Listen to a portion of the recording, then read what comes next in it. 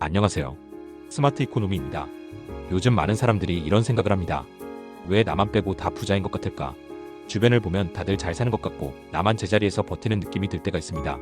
이 생각이 들면 괜히 내가 뒤처진 것 같고 괜히 인생 선택을 잘못한 것 같고 괜히 나만 힘든 삶을 사는 것처럼 느껴집니다. 하지만 먼저 분명히 하고 가고 싶은 말이 있습니다. 이 감정은 당신만 느끼는 게 아닙니다. 그리고 당신이 못나서 생긴 감정도 아닙니다. 워런 버핏은 이런 말을 했습니다.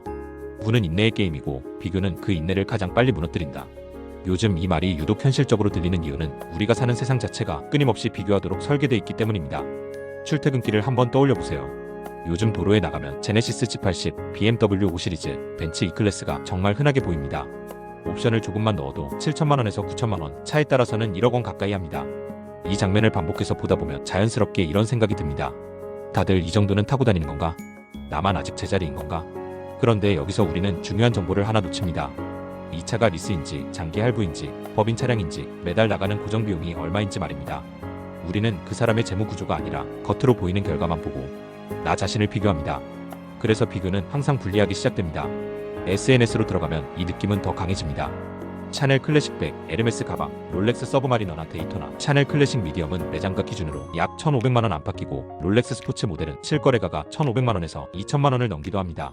사진만 보면 명품이 마치 일상처럼 느껴집니다. 하지만 현실은 대부분 몇 년을 고민하다가 한번 큰 결심으로 산 소비이거나 카드 할부로 나눠낸 소비입니다. 사진 한 장은 몇 달 동안 반복 노출되지만 그 사람의 월말 통장 잔고는 보이지 않습니다. 음식도 마찬가지입니다. 오마카세, 파인다이닝, 한우 코스, 서울 기준 오마카세는 1인 15만원에서 30만원, 특별한 곳은 40만원을 넘기도 합니다. SNS를 보면 마치 매주 그렇게 먹는 것처럼 보이지만 현실은 대부분 기념일이나 회식 같은 한 번의 이벤트입니다. 여행은 이 착시를 가장 강하게 만듭니다. 누구는 오사카, 누구는 방콕, 여름엔 유럽, 겨울엔 괌이나 하와이. 실제 비용을 계산해보면 오사카 3박 4일은 1인당 120만원에서 150만원, 동남아 휴양은 200만원 안팎, 유럽 10일은 500만원에서 700만원이 듭니다. 연중 한두 번의 하이라이트가 마치 그 사람의 삶 전체처럼 보이게 만듭니다. 그래서 우리는 사람들의 삶을 비교하는 게 아니라 사람들의 소비 장면을 비교합니다. 이게 바로 워런 버핏이 말한 비교가 인내를 무너뜨리는 방식입니다. 그런데 여기서 현실을 한 번만 냉정하게 보겠습니다. 진짜 금수저, 진짜로 능력 하나만으로 돈 문제에서 완전히 자유로운 사람은 생각보다 훨씬 적습니다. 대부분의 사람들은 대출을 끼고 집을 사고 할부로 차를 사고 카드값과 생활비 사이에서 계속 균형을 맞추며 살아갑니다. 겉으로는 여유 있어 보이지만 속을 들여다보면 빚과 책임 속에서 비슷하게 허덕이고 있는 경우가 많습니다. 지금 도로에 보이는 좋은 차들, SNS에 보이는 명품들 중 상당수도 그 뒤에는 대출, 할부, 고정비가 함께 붙어 있습니다. 빚 없이 완전히 자유로운 사람은 극히 소수입니다. 그런데 우리는 그 버티는 모습은 보지 않고 돈 쓰는 순간만 봅니다. 그래서 착각이 생깁니다. 나만 빼고 다 잘 사는 것 같은 착각 말입니다. 반대로 잘 보이지 않는 사람들이 있습니다. 같은 회사에 다니지만 점심은 늘 사내 식당에서 먹고 차는 10년 넘게 탄 국산 중형차를 유지하고 휴대폰은 할부 끝난 지 오래된 모델을 쓰는 사람들입니다.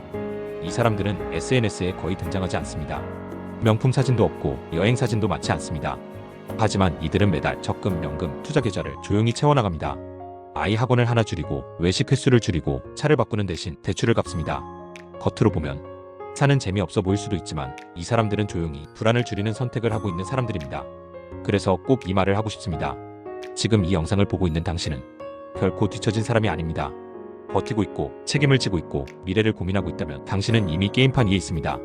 다만 한 가지는 분명합니다. 계속 소비 장면과만 비교하면 계속 괴로울 수밖에 없습니다.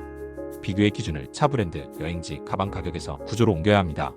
저 사람은 월급 말고 돈이 어디서 들어오고 있을까? 이 질문으로 바꿔야 합니다. 그래서 마지막으로 꼭 해봤으면 하는 행동이 있습니다. 거창할 필요도 없고 완벽할 필요도 없습니다. 지금 상황에서 이 정도면 충분합니다. 첫째, 소비 말고 현금 흐름 하나를 만들어 보세요. 월 30만원이라도 좋습니다. 배당이든 부업이든 파트타임이든 상관없습니다. 중요한 건 금액이 아니라 내가 안 흔들리는 이유를 하나 만들어 놓는 겁니다. 둘째, 비교하는 시간을 줄이고 기록하는 시간을 늘리세요.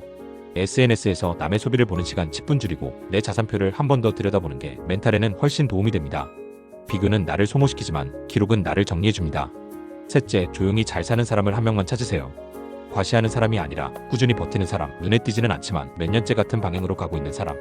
그 사람의 소비 선택 속도를 조용히 참고해보세요. 세상은 계속 부자인 장면만 보여줄 겁니다.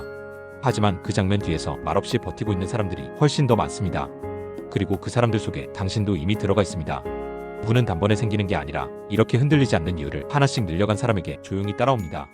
지금처럼만 조급해하지 말고 비교에 무너지지 말고 조용히 한 걸음씩 가세요. 과시하지 않고 버티고 있는 삶, 그 삶은 결코 뒤처진 삶이 아닙니다. 이상 스마트 이코노미였습니다. 이 영상이 유익하셨다면 구독과 좋아요 부탁드립니다.